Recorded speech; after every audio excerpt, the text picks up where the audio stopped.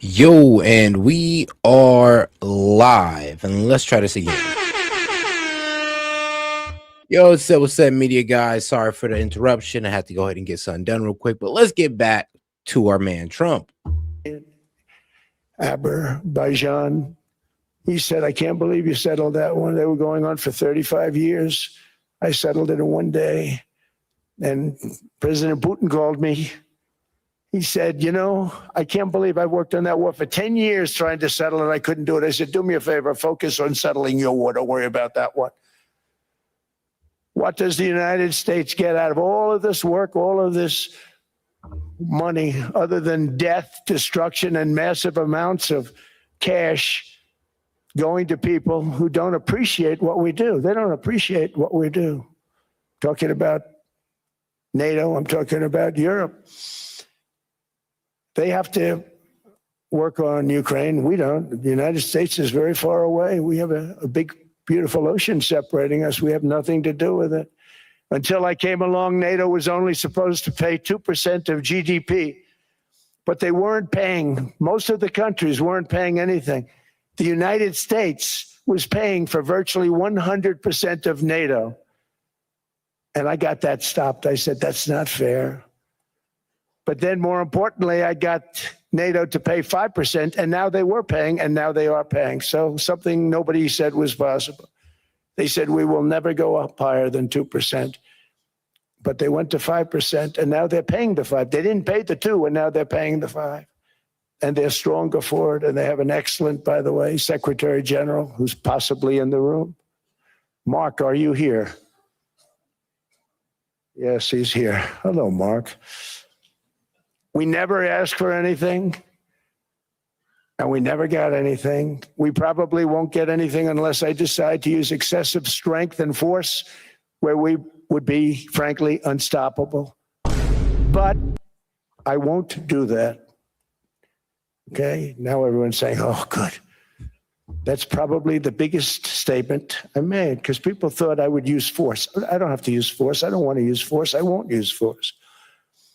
All the United States is asking for is a place called Greenland, where we already had it as a trustee, but respectfully returned it back to Denmark not long ago after we defeated the Germans, the Japanese, the Italians, and others in World War II. We gave it back to them. We were a powerful force then, but we are a much more powerful force now. After I rebuilt the military in my first term and continue to do so today, we have a budget of $1.5 trillion. We're bringing back battleships. Battleship is 100 times more powerful than the great battleships you saw in World War II, those great, big, gorgeous ships, the Missouri, the Iowa, the Alabama.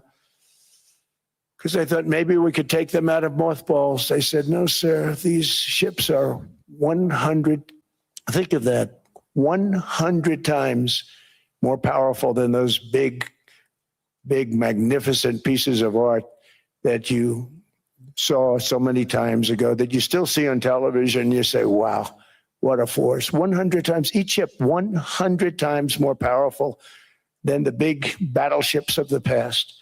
So that was the end of the mothball story. So what we have gotten out of NATO is nothing except to protect Europe from the Soviet Union and now Russia. I mean, we've helped them for so many years. We've never gotten anything, except we pay for NATO. And we paid for many years until I came along. We paid for, in my opinion, 100% of NATO because they weren't paying their bills. And all we're asking for is to get Greenland, including right title and ownership, because you need the ownership to defend it. You can't defend it on a lease.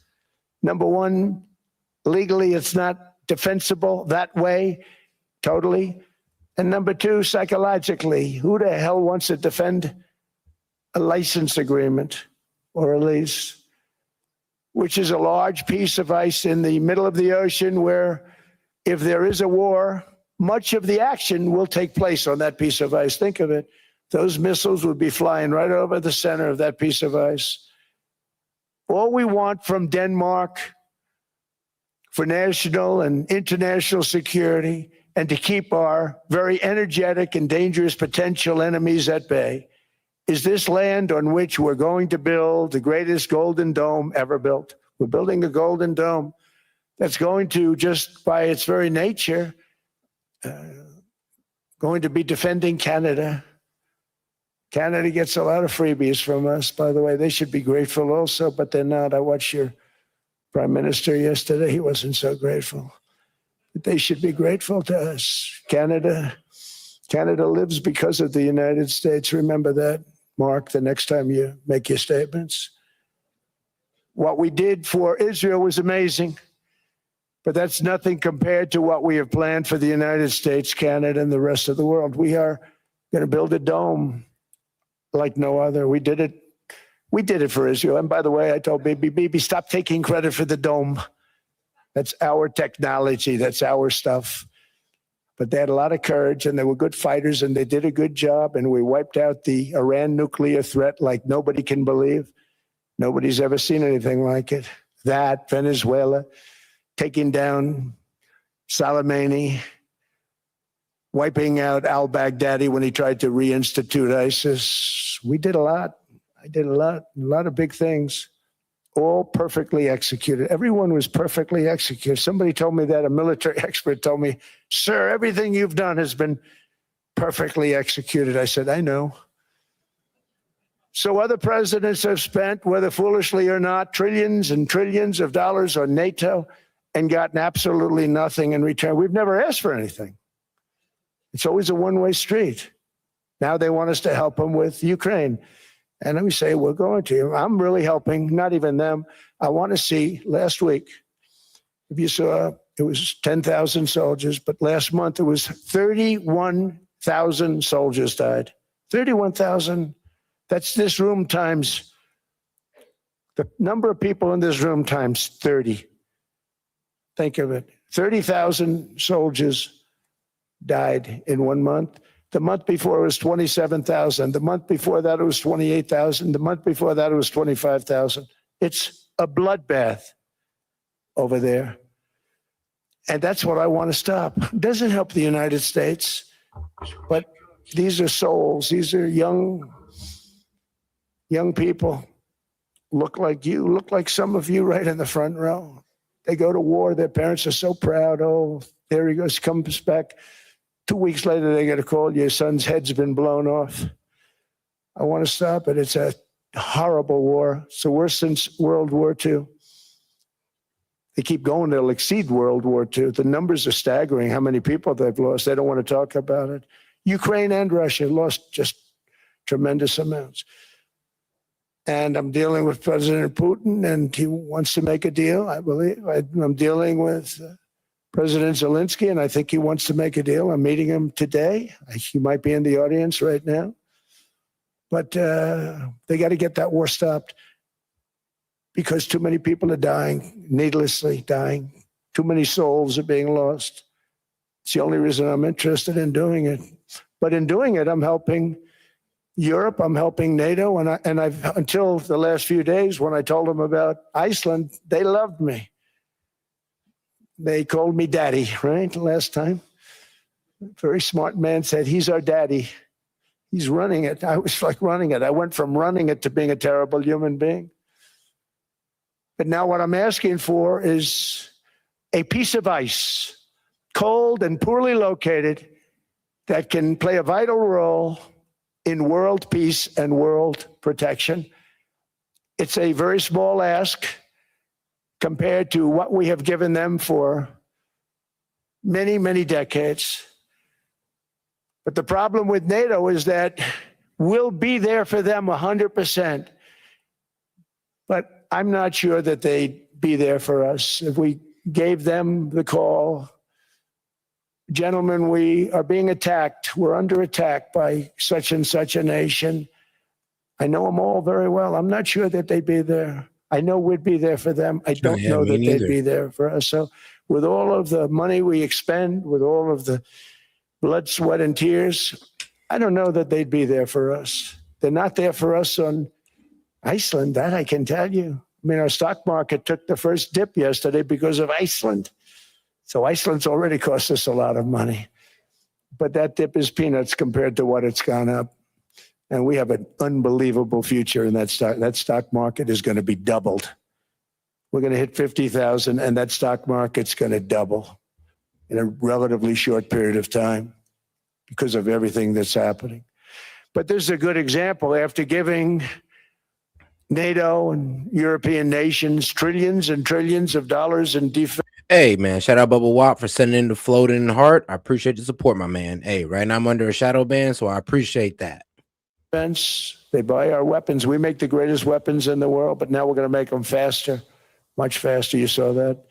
I put a cap on the salaries, and I put no buybacks, no stock buybacks. I mean, that's one of the main reasons why we need Greenland is to make our weapons, mainly our jets, because they got the molybdenum, which is like it's an alloy that make these high temperature metals, so we can make our jets. No, various other things that they were doing.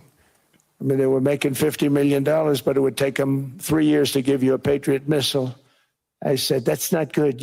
My chauffeur can do a better job than that, and he makes slightly less than 50. They make big salaries. If they're going to make those big salaries, they're going to have to produce a lot faster. The good news is we have the great. And shout out to my man Bubba. He sent in a 5. He had too much to say. Just wanted to show some support. So hey, I'll just read your last comment. This is what America First looks like, and you are right about that, my friend. Greatest equipment in the world. Now we're going to start making it a lot faster. They're going to build additional plants, and all of the money that goes into stock buybacks is going to go into building plants. We're not allowing stock buybacks by defense companies any longer. They're going to build new plants to make Tomahawks, Patriots. We have the best equipment. F-35s, F-47, the new one just coming out. They say it's the most devastating plane, fighter jet ever. Who knows? They called it 47. If I don't like it, I'm going to take the 47 off it. I wonder why they called it 47. We'll have to think about that. But if I don't like it, I'm going to take that 47 off. But it's supposed to be the stage 6. It's supposed to be the first stage 6 plane, undetectable, like our B-2 bombers were undetectable. They flew right over Iran. They were undetectable. And they did their job, and they got the hell out of there. So we want a piece of. I mean, let's be honest. One thing about these undetectable planes is that, well, we're able to go in underneath their radar, do a tremendous amount of damage, and leave out without ever really being seen. It's actually kind of amazing. This is one of the many reasons why we need Greenland, because they are rich in this rare earth mineral that we need for our jets. Yes. So I'm sorry, but Greenland, I know you want to talk about my sovereignty right now, but hey, our jets. Advice for world protection, and they won't give it. We've never asked for anything else, and we could have kept that piece of land, and we didn't. So they have a choice. You can say yes, and we will be very appreciative, or you can say no, and we will remember. A strong and secure America means a strong NATO. And that's one reason why I'm working every day to ensure our military is very powerful. Our borders are very strong. And above all, our economy is strong, because national security requires economic security and economic prosperity. And we have the greatest that we've ever had. Biden and his allies destroyed our economy and gave us perhaps the worst inflation in American history. They say 48 years. I say forever, but I think 48 years is the equivalent to forever. Whether it's 48 years or ever, it's terrible. Costing the typical family $33,000. What they did to this country should never, ever be forgotten. It's early, but he has to be rated as the worst president we've ever had by far. The auto pen did much of the damage. The auto pen, he was the auto pen president, because I don't believe a sane president would have ever signed the kind of things that he signed. But now grocery prices, energy prices, airfares, mortgage rates, rent, and car payments are all coming down, and they're coming down fast. We inherited a mess, but we've done a hell of a job in 12 months. Under my most favored nation policy for drug prices, the cost of prescription drugs is coming down by up to 90%, depending on the way you calculate. You could also say 5, 6, 7, 800%. There are two ways of figuring that. But we have a favored nations policy that every president wanted, no president was able to get. I got it, and other nations approved it. And I had to use tariffs in order to get it because they said, no way. In other words, a pill that costs 10% in London costs $130. Think it costs $10 in London, costs $130 in New York or in Los Angeles. And I'd say, boy, that's bad. Friends of mine would say, we go to London, you can buy the stuff for nothing. We go all over the world, we could buy it for nothing. Because basically America was subsidizing every nation in the world. Because presidents allowed them to get away with it. I mean, yeah, bro. We was accounted for at least 75% of these pharmaceutical companies' profits. So yeah, this is why we actually need to straighten out the playing field with them. And I mean, this is why we needed most favored nation pricing. And it doesn't mean that we're going to start paying the same prices that, the most favored nations are actually paying right now. It means that, their prices got to go up and our prices got to go down. Instead of them getting 75% of their profits from us, hopefully it could be a 50-50 even exchange between us and the world. Became very tough. So when I called up Emmanuel Macron, I watched him yesterday with those beautiful sunglasses. What the hell happened? But I watched him sort of be tough. But he was at $10 for a pill. And I said, Emmanuel, and I have all the big pharmaceutical companies are in total agreement. It wasn't easy, by the way. They're tough, smart. They've been getting away with the scam for a long time. But they gave it up. But they said, you'll never get the countries to approve it. I said, why is that? Because they won't. They always said, we're not paying any more. Get the rest for the United States. So over the years, they stayed the same. We just went up, up, up. And I mean, we would pay 13, 14, 15 times more than some certain countries would. So I said, no, they'll approve it 100%. So you'll never get them to approve it. I said, I guarantee you. But I actually started with Emmanuel, who probably is in the room too. And I like him. I actually like him. Hard to believe, isn't it? And I said, Emmanuel, you're going to have to lift the price of that pill to $20, maybe $30. Think of that. That means it's a doubling of prescription drugs. Might be a tripling, might be a quadrupling. It's not easy. No, Donald, I will not do that. I said, yes, you will, 100%. He said, no. You're asking me to double. I said, Emmanuel, you've been taking advantage of the United States for 30 years with prescription drugs. You really should do it, and you will do it. I have no doubt. In fact, I am 100% sure you're going to. No, I will not do it. Because yes, in all fairness, he has to double or triple. Because the world being a bigger place than the United States, it's not that you meet in the middle. You just have to go up some, and we come down a lot. They go up a little, we come down a lot. So we're at $130, they're at 10. So they may have to go to 20 or 30. No more than that. I said, Emmanuel, you're going to be doubling or tripling? No. I said, here's the story, Emmanuel. The answer is you're going to do it. You're going to do it fast. And if you don't, I'm putting a 25% tariff on everything that you sell into the United States and a 100% tariff on your wines and champagnes. And that's about 10 times more than what I'm requesting.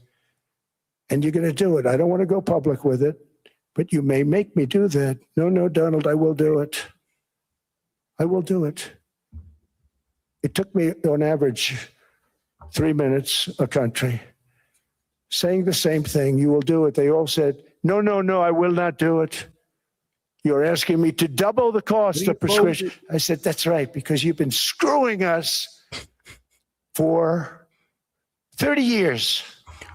Yeah, it is kind of funny that France is one of the main people that are getting in our way of acquiring Greenland. I mean, they're the ones actually who sent the most troops, even though it was about 13. I mean, 13 was the most troops sent out there by a nation. So, I mean, shout out France, I guess. But yeah, they seem to be the main ones heading this well, rebelling against Trump's self-interest, or really it's American self-interest. And honestly, people just need to let us have it.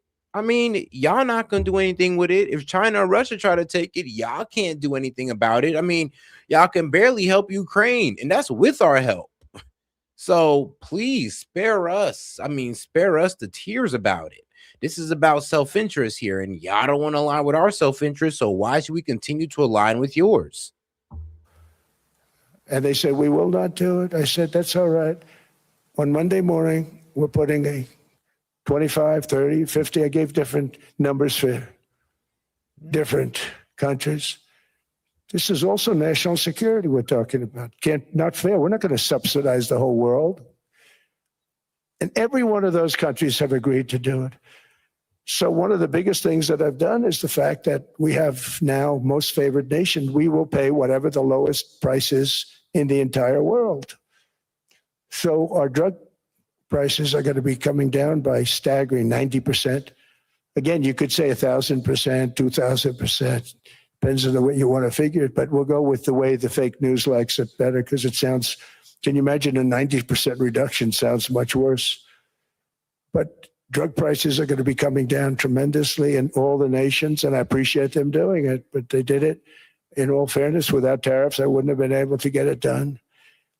After declining $3,000 under Biden, real incomes are up in the United States by $2,000, $3,000, and even $5,000 and more.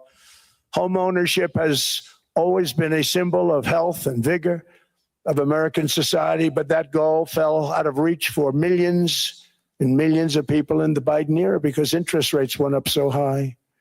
Today, I'm taking action to bring back this bedrock of the American dream. In recent years, Wall Street giants and institutional investment firms, many of you are here, many of you are good friends of mine, many of you are supporters. Sorry to do this, Joe, I'm so sorry. But you've driven up housing prices by purchasing hundreds of thousands of single-family homes, and it's been a great investment for them. Often as much as 10% of houses on the market. You know, the crazy thing is a person can't get depreciation on a house, but when a corporation buys it, they get depreciation. Okay, that's something we're going to have to think about too. I don't know if too many people think about that. You buy a corporation, they buy 500 houses, they buy hundreds of thousands, they buy 500 houses, they can take depreciation. A person, I mean, yeah, and that's how they can low-key up their value. Just buy a whole bunch of houses. Don't really have anybody living in it. It appreciates about 4 to 5% every year, and they just continue to build their assets that way. And they just eat off the appreciation. I mean, they can also actually borrow on those houses as well. So, yeah, I'll be honest with you. It helps them tremendously, but it kind of leaves us normal Americans, you know, SOL. sweats and works and buys one house they can't. But homes are built for people. Shout out to my man Daniel Castro. He says blackballed, no homo. I mean, ain't that the truth? But all right, hey man, look, I'm still talking to these guys at YouTube. It's been like a 3-day conversation with these people as I provide multiple multiple screenshots of proof that I'm like, bro, I'm obviously being shadow banned. Come on now, don't gaslight your boy. Don't do me like that. I mean, bro, if you literally scroll down, there's a lady getting 4,000 live views for no commentary whatsoever, just playing the video. No commentary, just playing the video like this. Not for corporations, and America will not become a nation of renters. We're not going to do that. That's why I have signed an executive order banning large institutional investors from buying single-family homes. It's just not fair to the public. They're not. I couldn't imagine hitting you guys with that lazy ass shit, but apparently there's people getting away with it. It is what it is. Able to buy a house. And I'm calling on Congress to pass that ban into permanent law, and I think they will. One of the biggest barriers to saving for a down payment has been surging credit card debt. The profit margin for credit card companies now exceeds 50%, one of the biggest. And they charge Americans interest rates of 28%, 30%, 31%, 32%. Whatever happened to usury? Bruh. So, hey, nah, for real though. What did ever happen to that? Like, hey, man, you know in the Bible what they said about usury, right? Like, well, come on now, what we on? I'm not trying to sound like that guy, but it seems a little you feel me? But all right. To help our Enough citizens anti-Semitism. recover from the Biden disaster, all caused by this I'm just playing. horrible president. No, that might be why. I'm asking Congress to cap credit card interest rates at 10% for 1 year. And this will help millions of Americans save for a home. They have no idea they're paying 28%. They go out there a little late in their payment and they end up losing their house. It's terrible. To unleash innovation and savings and financing, I'm also working to ensure America remains the crypto capital of the world. And to that end, last year, I signed the landmark Genius Act into law. Now Congress is working very hard on crypto market structure legislation, Bitcoin, all of them, which I hope to sign very soon, unlocking new paths. But and here's the thing, though. A lot of the free market guys don't really like the whole, 10% cap on interest rates. I mean, let's be honest. If you can't get approved with a 10% cap on interest rate, I'm sorry that maybe you shouldn't be getting this credit extension. I mean, let's be real. If this leads to less people getting a credit line, I mean, so be it. We already got consumer credit through the roof. I mean, it is what it is. And also, shout out to my man Daniel Castro. He says, not just your channel, millions diverted from views. Man, bruh, I mean, shoot, man, show me these people, because I've seen people get the 25%, 75% reduction. But to go from a 300 average to like, man, where we at? Because I appreciate you guys for tuning in regardless. Like, I mean, I love you guys. But to go from that to like 7, I mean, bruh, that's like a 98.7 reduction in views. It's like really? You gonna tell me that I'm not? I'm sorry. I was just reflecting on my past reflections of conversation with YouTube. But all right. Ways for Americans to reach financial freedom. And I did it for 2 reasons. Number one, I thought it was politically good. And shout out to my man Bubba for sending the floating heart for 10 jewels. Shout out to my man Daniel Castro for sending the happy poo for 10 jewels, and the GG for 10 jewels, and the 67467 jewels. Appreciate the support, my brother. I got tremendous political support, but more importantly, China wanted that market too. It's just like they want the AI. And we've got that market, I think, pretty well locked up. If I didn't do it, Biden was totally against it until before the election, when they realized that, there were millions of people voting against him over crypto. And all of a sudden they loved it very much, but it was too late. They blew it. But it is politically popular, but it's much more importantly, we have to make it so that China doesn't get the hold of it. And once they have that hold, we're not going to be able to get it back. So I'm honored to have done it. Finally, I've instructed government-backed institutions to purchase up to $200 billion in mortgage bonds to bring down interest rates. And I'll be announcing a new Fed chairman in the not too distant future. I think he'll do a very good job.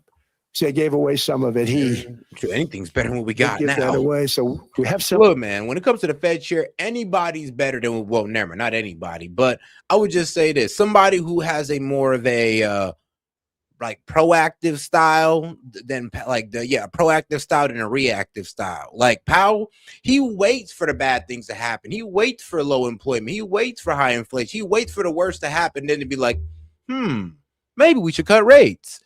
Now we need a proactive person who says, all right, hold on, I'm seeing the trends. It looks like we might have inflation. Looks like this might go down. So let's go ahead and cut rates now to try to avert some of that. That's what we need. But I'm be real with you, the Feds have never worked in the interest of the people, and it's always worked in the interest of the big banks, world banks, every bank in the world. But I mean, the bank in your pocket. So sorry, guys, but the Fed is not for us. But I sure do love the banks. I'll tell you that. I think you got something, but somebody that's very respected. They're all respected. They're all great. Everyone that I interviewed is great. Everyone could do, I think, a fantastic job. Problem is they change once they get the job. They do. They're saying everything I want to hear, and then they get the job. They're locked in for 6 years. They get the job, and all of a sudden, let's raise rates a little bit. I call them, sir, we'd rather not talk about this. It's amazing how people change once they have the job. It's too bad. Sort of disloyalty, but They got to do what they think is right. We have a terrible chairman right now, Jerome, too late Powell. He's always too late. And he's very late with interest rates, except before the election. He was just fine for the other side. So we're going to have somebody that's great, and we hope he does the right job. Last week, the average 30-year mortgage rate dropped below 6% for the first time in many years. Another major factor in driving up housing costs was the mass invasion of our borders. And I have to say one thing about housing, because nobody ever says this. I am very protective of people that already own a house, of which we have millions and millions and millions. And because we have had such a good run, the house values have gone up tremendously.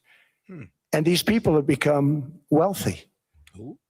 They weren't wealthy. They become wealthy because of their house.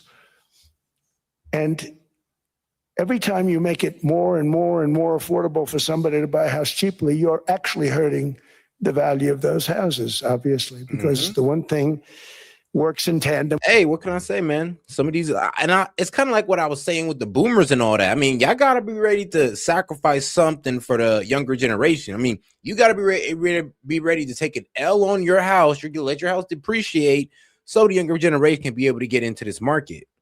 I mean, because right now we're being completely pushed out of it. And I mean, let's be real. I would say maybe less than 30% of the guys my age, I mean, much less in their mid-20s, can own a house.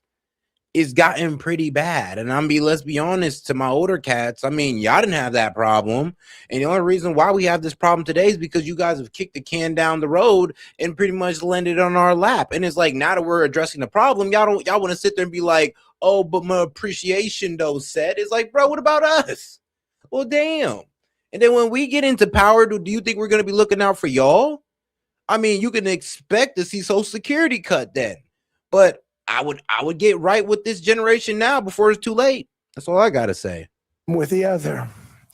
And I don't want to do anything that's going to hurt the value of people that own a house who, for the first time in their lives, are walking around the street. You know, except for all the real old guys that know, you know, what it is. It's of whatever city they're in, very proud that their house is worth $500,000, $600,000, $700,000. Now, if I want to really crush the housing market, I could do that so fast and people could buy houses, but you would destroy a lot of people that already have houses. In some cases, they've mortgaged their house and the mortgage would be very low. And all of a sudden, I mean, and let's be real though, like they're not really making any single family houses anymore. Like it's now not really profitable to do so. These small single family houses are the starter homes that people would get into, level up, they would sell that, get a bigger home, you know, upgrade themselves until maybe one day they're in a gated community. You never know. But I mean, we can't even get the starter homes because they're not profitable. And it's more profitable to make these big houses, these 5-bedroom houses with a pool in the back and a hot tub. You got to have the hot tub next to the pool. It's essential. Okay. And the mortgage without any changes becomes very high and they end up losing the house. I'm not going to hurt, and I speak with Scott, who's doing a fantastic job, and Howard, who's doing a fantastic job, and all of my people. And I always say, look, you know, I can crush the hell out of the market. We can drop interest rates to a level, and that's one thing we do want to do. That's natural. That's good for everybody. You know, the dropping of the interest rates, we should be paying a much lower interest rate than we are. We should be paying the lowest interest rate of any country in the world, because without the United States, you don't have a country.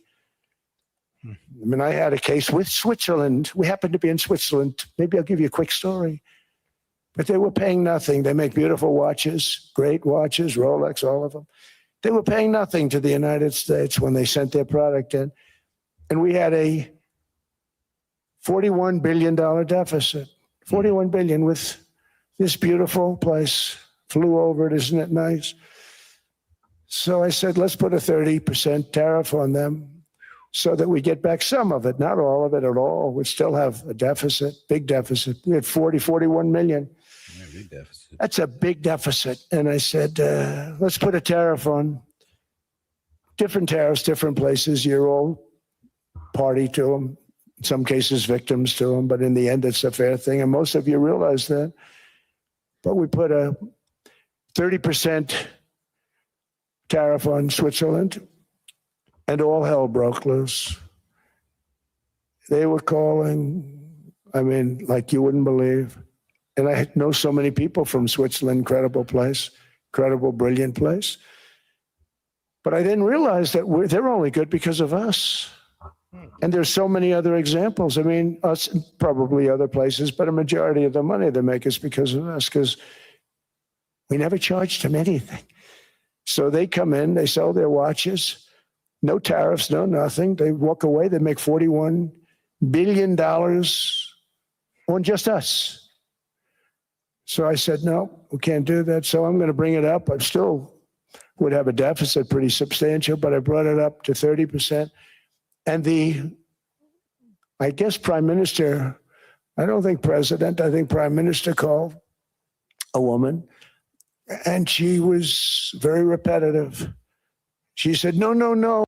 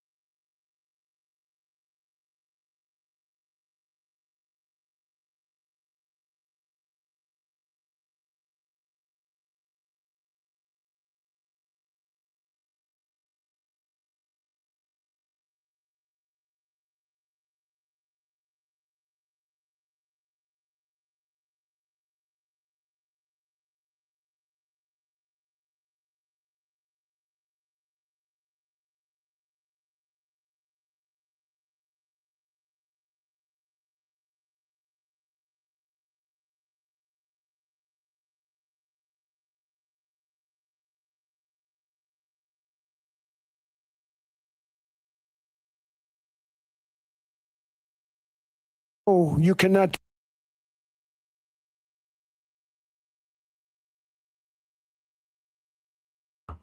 do Oh that, shoot, my bad. 30%. My bad, guys. You cannot do that. We are. What I was pretty much trying to say was, shoot, my bad, Castro. He says I'm sharing the fuck out of the channel to put the word out on YouTube silencing conservative streamers. I'm not gonna let them silence us before the midterm. So shout out to my man Castro on that one. Appreciate y'all for catching me. I was going on a bit of a rant right there. What I was pretty much trying to say is I was honestly thinking about making my own video, my damn self as well, just compiling all the evidence together and all that good stuff. But and trust me, like I said, it's hard for you to sit there and tell me that there's not a restriction in my engagement, because they do not like the word shadow banning. They will deny if you use the word shadow banning. So you gotta, I guess, use the word restriction in my engagement, because you can't tell me that. I'm be rude. You can't say it's not there. When you go from, like I said, what was it? The average of 400 and 500 live viewers to single digits. Come on now. And then they want to hit you with the, oh, it's a fluctuation, see the seasons. And I'm just like, yeah, I've been here for like 2 years. I know the seasons. I've been through about 2 years of them. And it usually goes from like a 25, at most 75 viewership reduction. So I'm not saying that it's uncommon to see that, but when it's this egregious, past 75% into like 90, 95, I'm like, yeah. I mean, this is a bit obvious. Y'all could have hit it by bringing me down maybe 25%, but this is just out overt. But it is what it is. Sometimes you got to take it to the chin and get through the storm. And you got to talk it out with YouTube. We're a small, small country.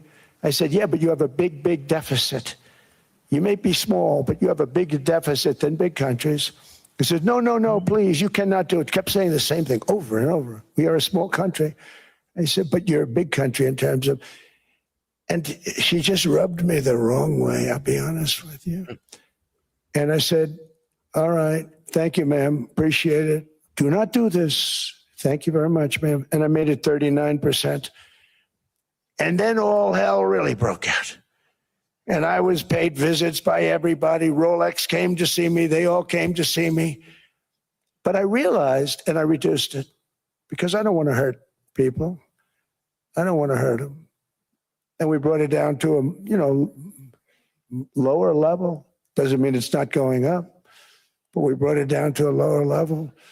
But they pay now, tariff. But I realized that we have many places like that where they're making a fortune because of the United States. Without the United States, bro, I mean, without the United States, a lot of these countries don't survive. They go under. I mean, bro, if we just disappeared today, bro, China would be done. If we disappeared today, the EU would be done. NATO would be cooked. And I mean, that's military, not even economics. So, yeah, a lot of countries would be cooked without us. And that's just the fact of the matter that they don't want you to know. Wait, am I muted or something? No, I'm not muted. Okay. I don't know. Sorry, when, Castro sends up the red flag, I got to check stuff. Like, got to look around. Wouldn't be making anything. Think of it. Switzerland made $41 billion on us. And as she said, it's a small place. And I realized with that, I don't know, it was because she was so aggressive.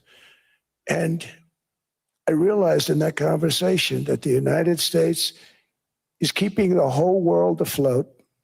Many places, I could give you 6, 7 places just in the people in this little area. I know every one of them. They're looking down. They don't want to see me and they don't want to stare me in the eyes.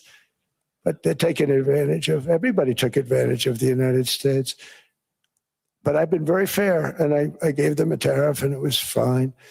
But I realized that without us, it's not Switzerland anymore. Without us, it's not any of the countries that are represented here. And we want to work with the countries. We want to work with them. We're not looking to destroy them. I could have said 39, 40%. I could have said I want a 70% tariff, then we make money with Switzerland. But Switzerland would have been probably destroyed, financially destroyed. I don't want to do that. But we should be paying the lowest interest rate of everybody. I hope Scott's listening to this, because we should be paying the lowest interest rate of everybody. Without us, most of the countries don't even work. And then you have the protection factor. Without our military, which is the greatest in the world by far, without our military, you have threats that you wouldn't believe. You wouldn't believe. You don't have threats because of us, and that's because of NATO. One other thing, and I have to say it so importantly, in the old days, and I used to say I'm the youngest in the room. Now I'm among the older. I hate to say it. I don't feel old, but I'm among the older. But I remember not long ago, 20, 25 years ago, when good news came out about, let's say, the United States. The United States had a great quarter. The United States had a great month. All the stocks went up. And that's the way it's supposed to be.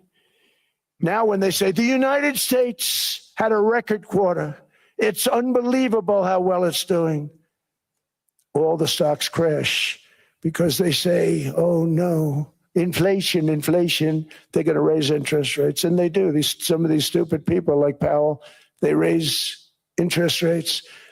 And what they do is they stop you from being successful. It used to be when we had a great quarter, a great month, great earnings, great anything, any good news, the stock market went up. That's the way it's going to be. We got to do that again because that's the way it should be. Now, when we have a great month, they want to kill it. Like we did over 5%. People were surprised. We should do 20%. We could do 25%. When we announce good numbers, and the reason is they're so petrified of inflation. And growth doesn't mean inflation. We've had tremendous growth with very low inflation. In fact, growth can fight inflation, proper growth. So we want to get back to the days when we announce great numbers, because we're going to be announcing phenomenal. You know, all these factories that are being built at record, thousands of businesses are being built right now. Remember, $18 trillion is invested. I think the second number is 3, and that was China many years ago. Investments in the country from outside.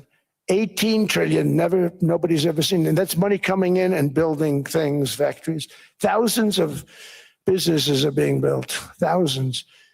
Hundreds of big factories, car plants are moving back to the United States. They're coming in from Canada. They're coming in from Mexico, from Japan, Japan's coming in and building plants here in order to avoid tariffs. They're coming in from China. They're coming in from all over the world. We have more plants being built now, car plants, than we've ever had built, even in the heyday from the 1940s and 50s. And they're bigger. They don't use renovations anymore where they take an old plant, they rip it down, they build a brand new plant, super modern plant. But it's happening at levels that nobody's ever seen. In 2024, the U.S. built less than 2 million new homes, but Biden admitted more than 8 million new migrants. And those days are over. In 2025, for the first time in 50 years, the United States had reverse migration. Boy, that was nice. And these were criminals that were being taken out of our country because they allowed people to come into our country from jails, from gangs, drug dealers, murderers. 11,888 murderers. We've gotten most of them out. And then ICE gets beat up by stupid people from leadership in Minnesota. We actually are helping Minnesota so much, but they don't appreciate it. Most places do. You know, Washington, D.C. is the safest place now in the United States. It was a very dangerous place to walk. And now you can walk with your wife, your kids, right through the middle of the city. Right now, Washington, D.C. is as safe as it gets. It was one of the most unsafe. I had to admit, we sent in the military, the National Guard. Within 2 months, it was great. Within 3 months, it's like a really great place and a safe place and a beautiful place. It's even been cleaned up. The graffiti's gone. The fences are gone. We don't have to worry about fences anymore. All of the places, the grasses are cut and replaced with new grass in many cases. It's all going to happen in the spring. But Washington and D.C. is beautiful again, and it's safe. New restaurants are opening up. They were all closing. Now you can't get into a restaurant. Restaurants in Washington, D.C. are all opening. Memphis also, Memphis, Tennessee, New Orleans, Louisiana. We're there for 3 weeks. We've cut the crime down by 64%. Within another month, we'll have virtually no crime there. We can do that all over. We're going to help the people in California. We want to have no crime. I know Gavin was here. I used to get along so great with Gavin when I was president. Gavin's a good guy. And we're going to, if he needed it, I would do it in a heartbeat. I'd love to see. We did help them a lot in Los Angeles, a lot with the early in my term when they had some problems. But we would love to do it. I will say this, if I were a Democrat governor or whatever, I would call up Trump. I'd say, come on in, make us look good, because we're cutting crime down to nothing. And we're taking people out, career criminals who are only going to do bad things, and we're bringing them back to their countries. But where we've done it, it's been amazing. And we have a capacity to do it at much greater levels. We're cutting illegal aliens off welfare and other government benefits. And I have directed that starting immediately, the libs hate that. There will be no more payments to sanctuary cities, because they are really just sanctuaries for criminals. They're really protecting criminals. And those are the ones we have to get out of the country: murderers, drug dealers, the mentally insane. They emptied their mental institutions into the United States. And despite that, we have the lowest crime numbers that we've ever had in the history of the country. Just came out. But equally importantly, we're cracking down on more than $19 billion in fraud that was stolen by Somalian bandits. Can you believe that they turned out to be higher IQ than we thought? I always say these are low IQ people. How did they go into Minnesota and steal all that money? And we have, they're pirates. They're good pirates, right? But we shoot them out of the water just like we shoot the drug boats out. They're not pirating too many boats lately, do you notice? When they go out into those boats, they want to take over $1.5 billion tanker loaded up with oil. And they say, we're going to blow up your boat. They have powerful weapons. You hit the side of the boat, you blow the whole thing up. The insurance companies are petrified. So they say, just give them the boat. We'll give them money instead. And I don't do that. We blow them right the hell out of the water. We see them going out, we blow them out of the water. We don't have any pirates so much anymore. If we do, they won't be there long. We've cut down with the hitting of the boats that are loaded up with drugs, including submarines. Can you believe they actually buy? Now, let's be honest here. Trump did not bomb these. Well, honestly, now look, part of it was drugs, but most of it was because of foreign influence inside of Venezuela. And that's mainly, well, that's like the top reason. I mean, ignore the drug boats is all about, influence inside Venezuela, which was Chinese and Russian. And then let's also talk about the fact that, well, we feel like we can produce more oil out of their oil reserves than they can. So yes, of course it was natural resources as well, but it was mainly because that, well, China was having a lot of influence over those natural resources and a lot of influence in the Venezuelan government.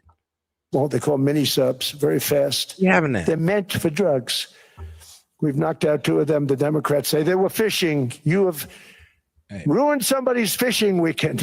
I would say a submarine is not a fishing boat. You don't fish. But we've knocked down drugs by water, the oceans, the sea, by 97.2%. Think of that. And I actually say, who the hell are the 3%? Because I would not want to be piloting one of those boats. We knocked them down, and now we're going to start on land. We're going to knock it all out. The land is the easy part. What we did on sea is incredible, and that's our great military. The situation in Minnesota reminds us that the West cannot mass import foreign cultures, which have failed to ever build a successful society of their own. I mean, we're taking people from Somalia. Nah, that was the most egregious lie, though. Now, and shout out to Bubba, because he pretty much said it. You can see the packs in those little boats. Those were not fishing boats. Yeah. The lie of the Democratic Party is that, oh, man, those are fishermen. Those are fishermen. I'm like, whoa, whoa, whoa. You know what a fisherman boat looks like, right? You know, they got a crane on that, like real fisherman boats. Now, you're telling me that they're just going to use a speedboat to go out in the middle of the ocean to just throw a line and fish? I mean, wouldn't that be better done off the coast? And Somalia is it's not a nation. Got no government, got no police, got no military, got no nothing. And then we have this fake congressperson who they just reported is worth $30 million. You believe this? Ilhan Omar, talking about the Constitution provides me. She comes from a country that's not a country, and she's telling us how to run America. Not going to get away with it much longer, let me tell you. The explosion of prosperity and conclusion and progress that built the West did not come from our tax codes. It ultimately came from our very special culture. This is the precious inheritance that America and Europe have in common. We share it. We share it, but we have to keep it strong. We have to become stronger, more successful, and more prosperous than ever. We have to defend that culture and rediscover the spirit that lifted the West from the depths of the dark ages to the pinnacle of human achievement. We live in an incredible, changing period. It's an unbelievable time, but we have to take advantage of the time that we're in. In our hands are technologies that our ancestors could scarcely have. I mean, they couldn't have even dreamt some of the things that we see today. And so rapidly they're produced. I mean, AI, 2 years ago, nobody ever heard of the term, and now everybody's talking about it. And it can have some very good purpose. It could also have some dangerous purpose. And for that, we have to watch out. But some tremendous things are happening because of it. And we're leading by so much. We're doing so well. But opportunities that are bigger and grander than ever before in human history are right before us. It is the pioneers in this room. Many of you in this room are true pioneers. You're truly brilliant people. Just your ability to get a ticket is brilliant because you have about 50 people for every seat. I don't know what. That's Larry. Everything Larry touches turns to gold. He made this very successful. But you're in this room, and some of you are the greatest leaders anywhere in the world. You're the greatest brains anywhere in the world.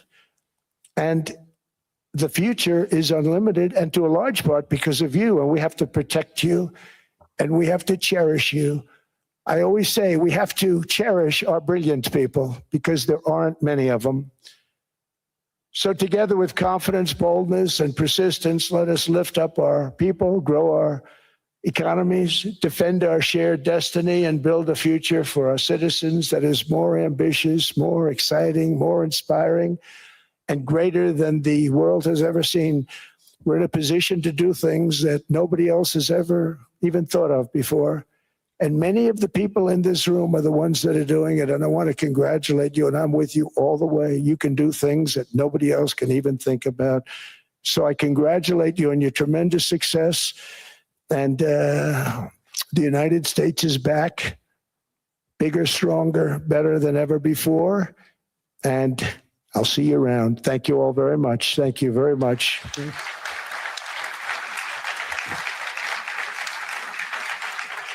It ain't over yet. I go to question. Thank you.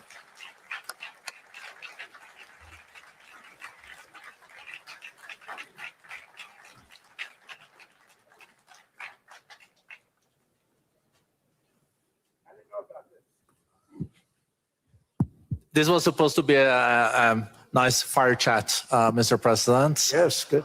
I got set up. No, I did know. You made a job for the moderator. Hey, man, shout out to my man Bubba. He says, you're a true patriot. Stay strong and keep doing godly work, man. Don't worry, bro. I'm going to keep on going regardless of it. Even if that means I guess I got to get bigger on other platforms and just forget about YouTube. It is what it is. But, you know, the show must go on. It just sucks when people try to play in your face. Actually, yo, if you're in my Discord, yo, Castro, I'm about to send you something that they actually said. It was kind of crazy.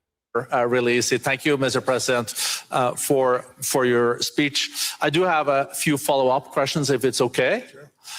I don't think I should start with Greenland, maybe. I'll start with the economy. The U.S. economy is doing really, really well.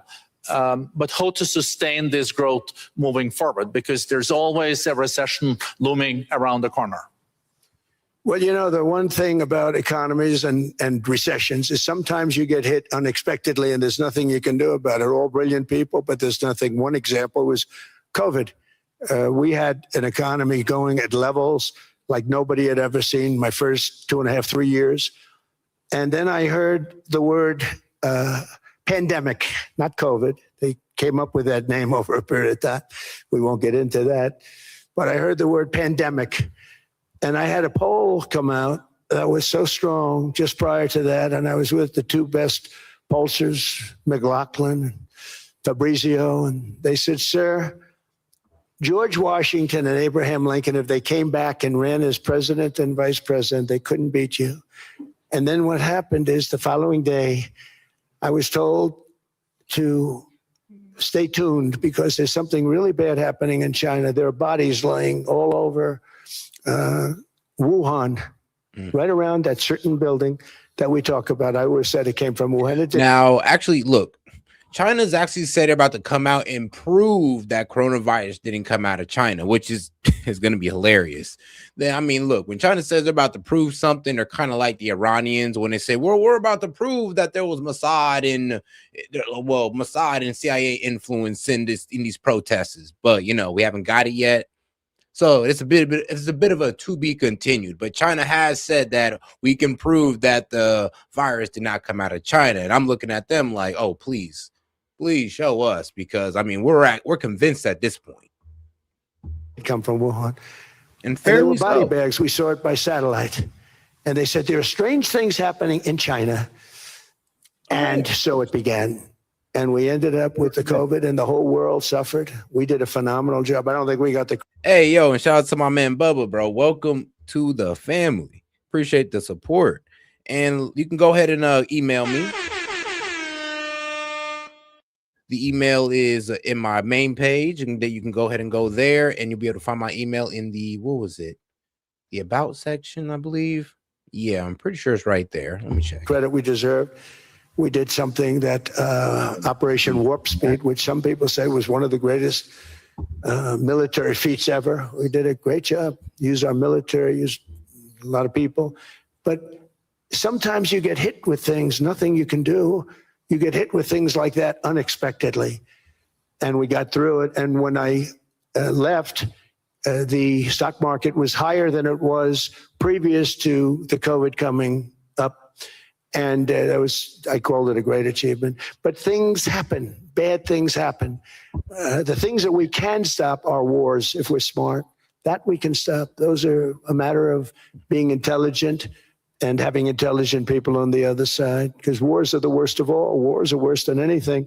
but we can stop wars. Okay, yeah, right next to the profile pic, just go to the more part, and then you'll be able to see my email address. You can just go ahead and email me there, and I'll be able to send you that invite link.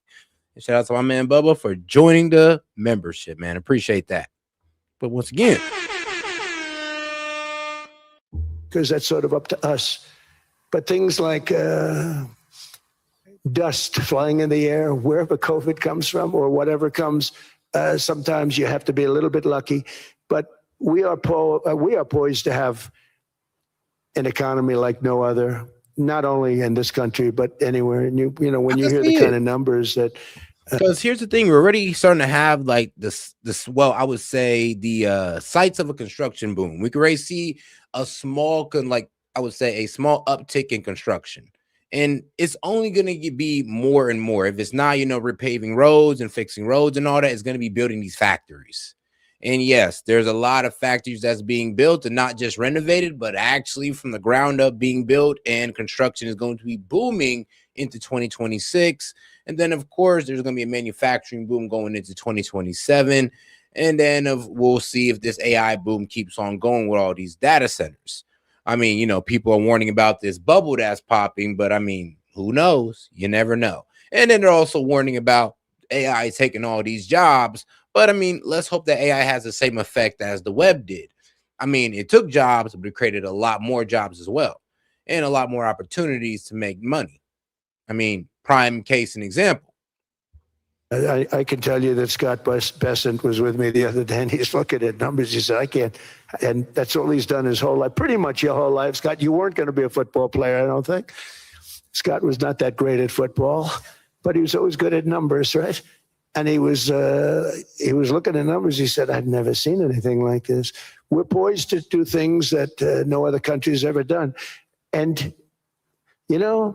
luck, I hate to say it, but we need a little luck. We don't want to get hit by something that nobody could have thought. Whoever thought we were going to hit by a pandemic? When I heard the word pandemic, I said, oh, that's an ancient problem. World War I, they lost 100 million people. It actually ended World War I. A lot of people don't know. The Spanish flu in World War I ended the war because all the soldiers were sick. The soldiers were so sick on both sides, and that war was raging, and they were all dying from the Spanish flu. They were sick as dogs. They couldn't fight. So, you don't know how that would have turned out. But so we do, subject to that, and I always have to put a caveat in for it, but we're poised to have the greatest growth of any large country. I think any country that there's been, when you look at what's happening in the United States, it's really amazing. Thank you. One thing that maybe keeps you up at night, I know you don't sleep that much anyway, Mr. President, is the debt. The U.S. debt is high, is now the biggest expenditure on your budget. How to get out of that impasse? Well, the big thing is growth. Growth is the way. If we grow like this, we go from having a $37 trillion. We go from having high debt to low debt. But we also are cutting expenses, the old-fashioned way. We have extraordinary growth. I think we're going to be growing our way out. I think we're going to be paying off debt. We're taking in tremendous money from tariffs fairly. And again, I'm using them judiciously. Switzerland's a case study. I could have gotten much more. I could have asked for much more. But we're using them judiciously. But I think growth, most importantly, and then cutting costs. Now, if you take a look at Minnesota, $19 billion in fraud and other things. People going to airports, they came into the country, they don't have 10 cents, and they're leaving with hundreds of thousands of cash in their bags.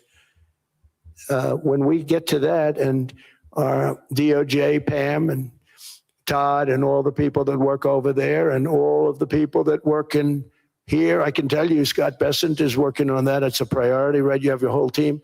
We're in there looking for where this money is coming from, how much it is. It could be more than $19 billion. Can you believe that? That's just one state.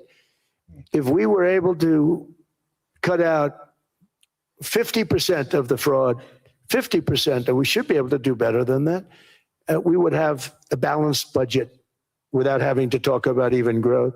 So we have a lot of options, but we're working very hard on that. That's a big deal. It's not just the the protests, the fake protests done by agitators and, professional insurrectionists. That's what they are. They're professional troublemakers. But we are looking very strong at the money too in Minnesota and other places. I think, Mr. President, also the $500 billion invested in artificial intelligence and the frontier technologies last year also were driving growth exponentially in the U.S. Well, AI has been a big factor. AI is massive. I mean, Mark Zuckerberg showed me a plant where he put it over a map of Manhattan, and it was basically the size of Manhattan. This is not, I said, you got to be kidding. It's a plant that was miles long, miles wide, very high. I don't think it was high like the Empire State Building, but it was high. And it literally covered most of the island of Manhattan. That's called a big plant. And, when I heard they're going to spend $50 billion building it, I said, if you spend $50 million, you can build a nice little shopping center. If you spend $500 million, you can build a good shopping center. But how do you spend $50 billion? When I looked at this thing, I said, you think you'll be able to do it for that? It's amazing when, some of the plants that I see, and I see them all. And again, so big is we're letting them build their own electric generation. This way we have no problem. And otherwise they'd be complaining. There'd be nobody able to, but we have an old grid system. And not only that, they're going to sell at a very cheap price the excess electricity that they create back into our grid. So that'll solve some problems for certain states that don't have enough electricity. We also know that on the AI, there is fierce competition between the US as the largest economy in the world, 27% of the global GDP and 5% of the global population, not doing that badly, and China. And we know that competition is very tough on AI. I know you're heading to a state visit to China in April. How do you see the US-China relationship moving forward? Are you able to combine this tough competition with also collaboration? Well, now that we've taken away some of that Venezuelan oil, I mean, yeah, they're gonna have to rethink some things. They're gonna have to talk a little bit nicer to us when we get to that negotiation table, because yes, we took some of that Venezuelan oil that they were getting and that they were buying, I believe, at below market price. So yes, they was definitely benefiting off the relationship with Venezuela in that regard.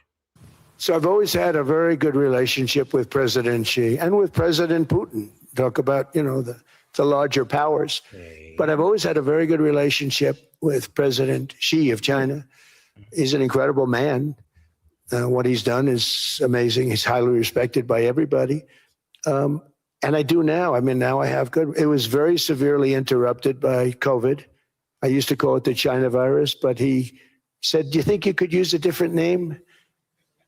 And I decided to do that, because why should we have a problem over that? But I would do that, and they were. You're a true diplomat, huh? I became a diplomat for the first time. Well, who taught me that? Marco Rubio. He said, let me teach you about diplomacy. Hey, any guy that gets approved by 100% of the votes, think of it, he got liberal Democrats and radical right Republicans to approve him. He's the only one. The next one was lost 45 votes, right? But he got all 100 votes voting for him. And at first I wasn't happy about it. I said, wait a minute, I don't like that. And now it turns out that the Democrats probably wish they didn't do that. And Marco has been fantastic. Marco, stand up, please. You have done a great job as Secretary of State. He's going to go down as the best Secretary of State. And Scott, and we have Susie, who's the first female Chief of Staff, and she's the best Chief of Staff, too. And I see Howard Lutnick, who I know spoke, and Howard's fantastic. Some of the deals we're doing are great. And I want to pay particular attention because we have Chris. And Chris, you got up and spoke, I think. He's the #1 oil man in the world, because I was going to put Doug Burgum, who's fantastic. I don't know if Doug's here. Is Doug here? Doug Burgum is fantastic. He said, sir, there's one man better than me. And he introduced me to Chris. And he turns out to be. So we're drilling more oil and gas now than we ever have, by almost double. Is that right, Chris? And on top of it, we got a lot coming out of Venezuela. So anyway, so we're doing great. The country is just doing great. We have great people. Thank you. And I see other people. We have Steve Witkoff. We have Jared. I got so many people. I'm in trouble because when I go back, they're going to be people with long faces. Sir, you didn't introduce me. I got so many people. And we have a lot of the greatest people anywhere in the world. I know them all. So I won't continue because we'd be here all day. Thank you, Mr. President. We also know that you're a deal maker, and then maybe coming back to Greenland and Ukraine. What kind of deal in the end do you see between the U.S. And Denmark? Because, I guess you see it now as a negotiation going on, or? Well, it's costing Denmark hundreds of millions a year to run it. And Denmark's a small country and wonderful people. But, it's very expensive. It's a very big piece of ice. And it's very important. I mean, I don't want to repeat the speech, but it's very important that we use that for national and international security. That can create a power that will make it impossible for the bad guys to do anything against the perceived good ones. And it's a great block for Europe. Just like, Denmark was supposed to spend hundreds of millions of dollars. They didn't spend the money. They didn't spend anything almost. And we'll see what happens. I just say this. NATO has treated the United States of America very unfairly. We never asked for anything. We never got anything. We actually took care of the needs of NATO for years and years, which I felt was always unfair. So I got NATO to pay because they're rich countries. But I think it's time that NATO step up. We're helping them with Ukraine. Without us, I think Putin would have gone all the way. I think we have it. I think that could have been a World War III, if you want to know the truth. If Kamala was elected or Joe. Bro, if Kamala was elected, we'd have actually went to war with Russia because, that's what the Democrats wanted, war with Russia. And I honestly truly believe that Joe Biden was going to put boots on the ground for Ukraine. Like, if anybody was going to do it, it was going to be Joe Biden, and the left would have been shaking pom-poms behind him. Even one of those, those thinkers. Oh, what's going on, my man, Josh? How's it going? I just seen you. I think you could have ended up in World War III. And I will say Steve Witkoff has been dealing incredibly with, but we're not going to have World War III. We want to get it stopped, but we're not going to have World War III. I think if I wasn't elected, I think that could have evolved into World War III. It was a very, very bad situation, and it still is, but it's not that kind of bad. It's bad because so many young people are being killed. How close do you think there is on an agreement on Ukraine? I had the pleasure of speaking with Steve Witkoff and Jared Kushner yesterday. I know they're working hard on it. I know that they're also traveling now. Do you see this very close or still? Well, I hate to say it. I thought that was going to be so. I settled 8 wars plus. And I thought that was going to be one of my easier ones. Not the easiest. Some I settled in a matter of hours because I'm good at that stuff. The United Nations should be doing this. I shouldn't be doing it, but it doesn't matter. It's got to get done, saving a lot of lives. We're saving millions of lives. With Ukraine, Russia, there's tremendous hatred between President Zelensky and President Putin. That's not good. That's not good for settlements. We know from dealing. There's abnormal hatred. With that being said, I think Russia wants to make a deal. I think Ukraine wants to make a deal. And we're going to try getting a deal done. I think I can say that we're reasonably close. But what happens is oftentimes we'll have a deal with Russia. Russia's set, and President Zelensky will not do it. You saw that when he was in the Oval Office. I was not happy. And then we'll have President Zelensky wants to make a deal, and Putin doesn't want to make the deal. It's a very difficult balance, and it's big time, and it is, to use a word, it's a bloodbath. It's horrible what's happening. It's a drone war. The drones are killing, thousands of people a week, thousands. We have to get it stopped.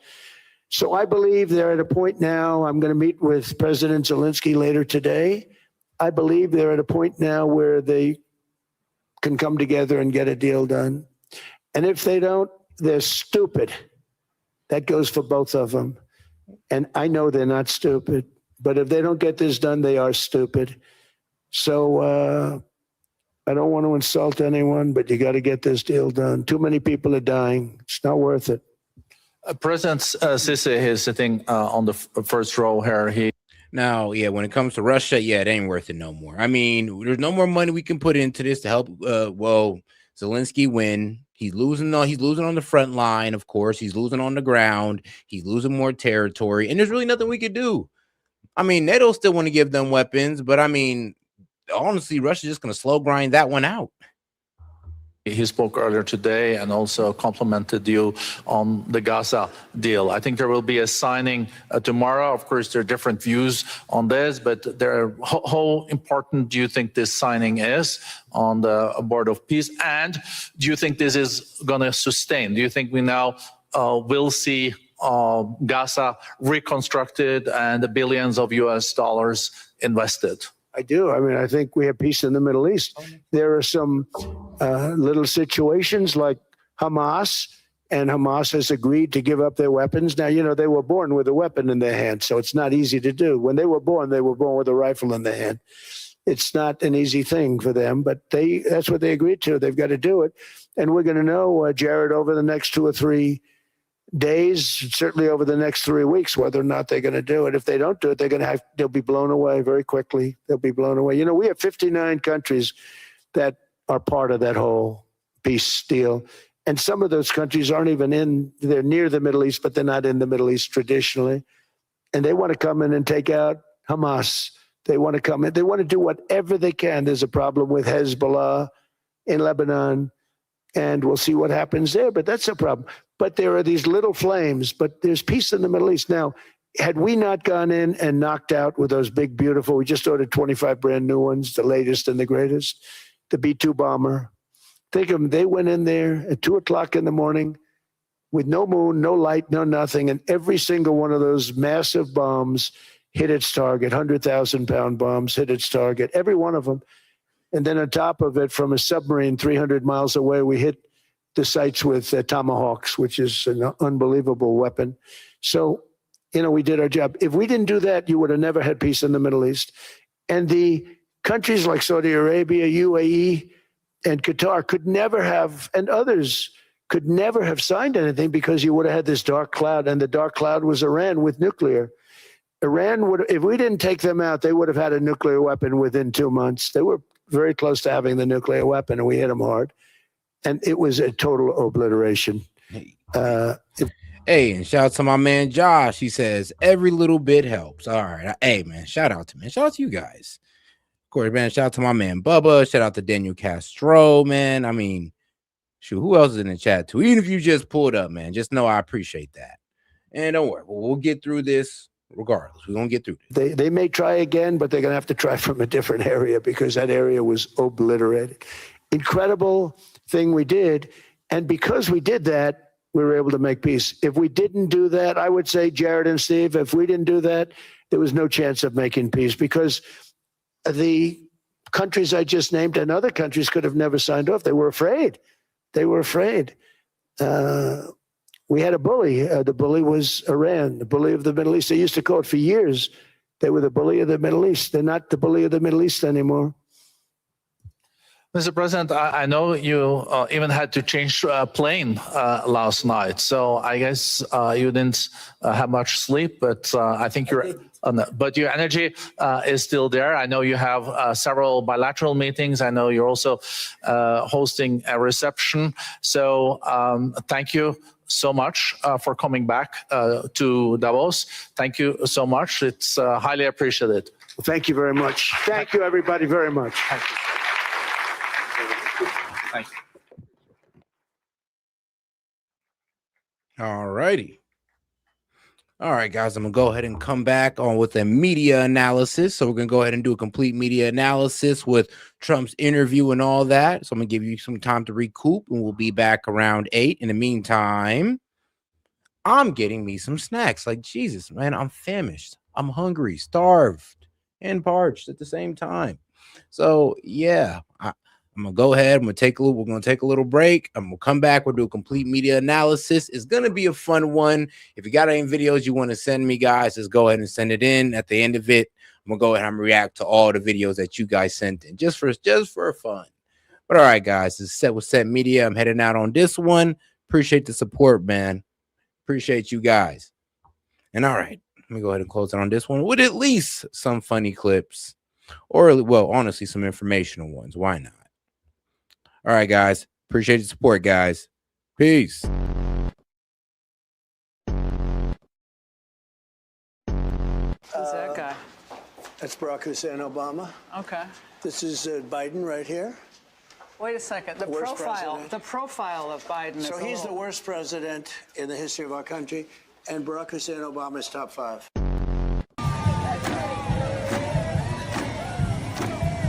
Incriminating in the file, sir.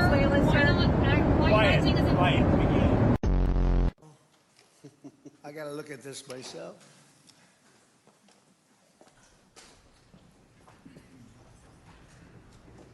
Wow. What a view.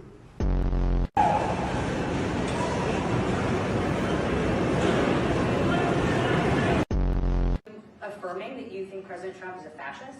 I've spoken about. That's okay. You can just say yes. Okay. All right. Okay. It's easier. It's easier than explaining it. I don't mind. In that same post, you mentioned Tim Walz, and you called him what many Americans do find an offensive